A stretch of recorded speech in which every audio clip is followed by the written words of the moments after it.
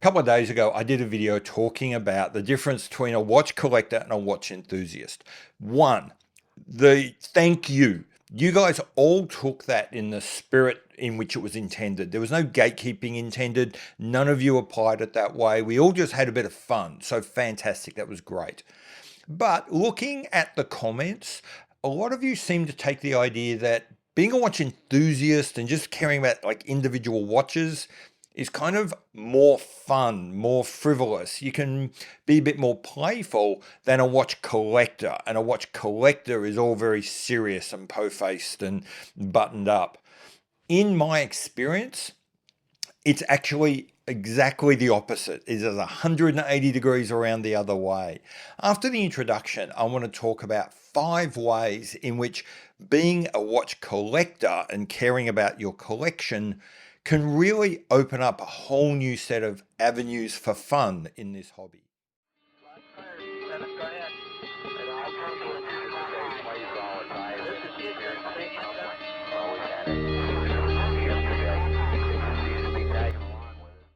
Hi, I'm Pete McConville, and I like to overthink, overanalyze, and just geek out on watches far too much than is healthy for a grown man.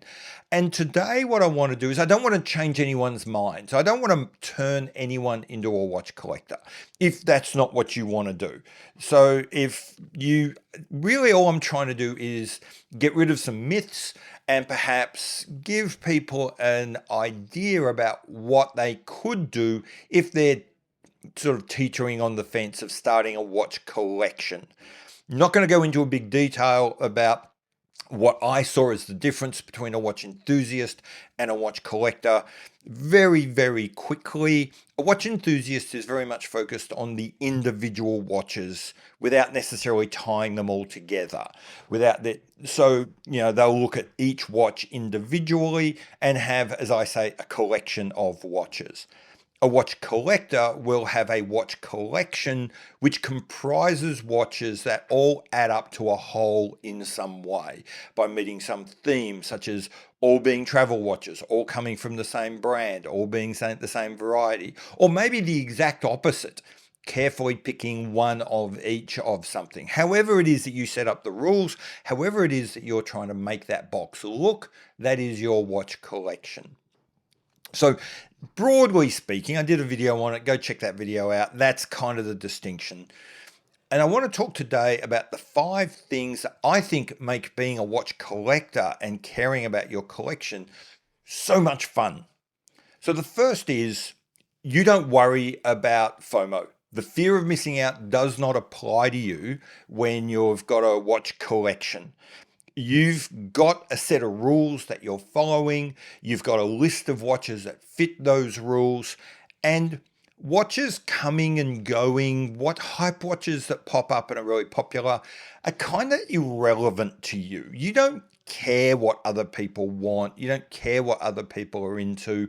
You've got your own swim lane. You've got your own track that you're riding. And so FOMO and this whole I've got to get in on this just don't apply to you. And that just makes this hobby a lot more fun. The second thing about having a watch collection and being a watch collector is it's easier to enjoy watches. It's easier to enjoy watches you don't own. Freed from the feeling of having to justify your watch as being the best, you can enjoy other people's watches a lot easier. You can enjoy watches that you will never own, that you have no interest in coming into your collection because they just don't fit the rules.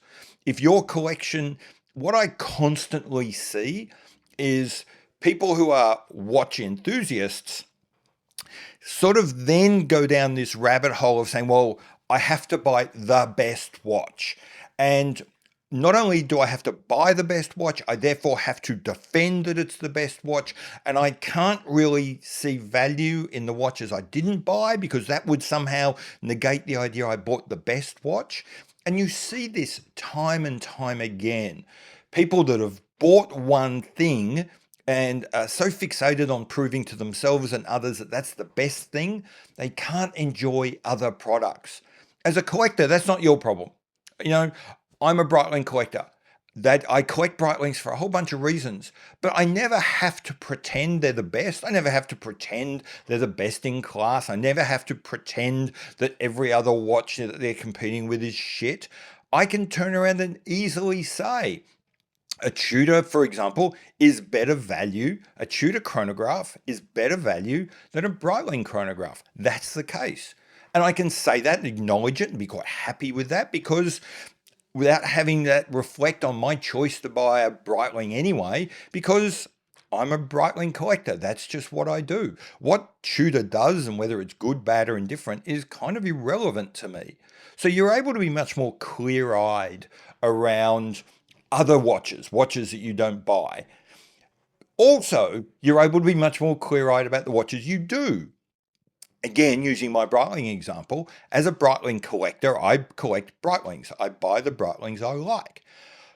What that means is I can see a flaw in a Breitling. For example, my Breitling Night Mission GMT would be so much better if it had an in-house movement. And given that it's kind of intended to be a travel watch, it would be better if it had a travel GMT or a flyer GMT rather than a caller or a tracker GMT. But you know what? Doesn't matter, because I'm a Breitling collector. It's as good as it gets. It's close enough. No big problem. I don't feel like it's somehow missing something and that I've got to get rid of this watch and go buy something else. I can just enjoy it, flaws and all, because being a collector removes the requirement to somehow justify that it's the best watch. So like I said, being a watch collector and giving yourself these rules opens you up to enjoy watches that you don't own, and it opens you up to acknowledging the flaws in the ones that you do, but loving them anyway. Coming up to watches and wonders, I'm really reminded of one of the best reasons about being a watch collector, which is you don't get overwhelmed by choice the same way that straight up watch enthusiasts seem to. I listen to people like Ariel Adams, bemoaning that there are so many watch releases and that buyers get overwhelmed with trying to figure out which one they're going to buy and, how should they spend their money. And I just don't feel that. I don't see that. It's like, for me, that'd be like complaining that Netflix puts out too many good shows. Being a watch collector allows you to enjoy content from new watches, watch releases, new dial colors, variations, whatever they're doing, and just, like I say, just enjoy it. You're freed from the need to consider, am I going to buy this? You're freed from the need to consider, do I have to make a commitment? Do I have to start saving? Or maybe I can't because something else might be coming. You've got your collection, you've got your rules. That's what you buy. And then you can just sit back and consume and enjoy all this other stuff with none of the pressure of, should I be thinking about buying this? How do I get this? Where do I get this? How do I get the money? That's all someone else's problem for you. Okay, the fourth reason why I think being a watch collector absolutely rocks is when you make something a game, it's always fun. A game is really just any activity that you take and then apply arbitrary rules and restrictions to make you work within. And that's exactly what being a collector is. Being a collector is looking at the activity of sorting through the thousands, tens of thousands of watches out there, sorting through all the issues of how much money have I got, how much clout have I got, how much access have I got, taking all of that and then imposing some rules to make it even more fun, imposing some rules to make it, to gamify the whole thing. And if the internet's shown us anything, gamifying something always makes it better. Okay, so my fifth and final rule for why being a watch collector as opposed to a watch enthusiast is clearly the best is you hardly ever have to sell anything. One thing that seems to be absolutely universal in every podcast, every video, every article, every forum is that selling sucks. The process is a pain. You get lowballed, you get scammed, you get all these stupid questions. You have to go through all this rigmarole. I don't know anyone that actually enjoys the process of selling a watch. And as a collector, I never sell watches.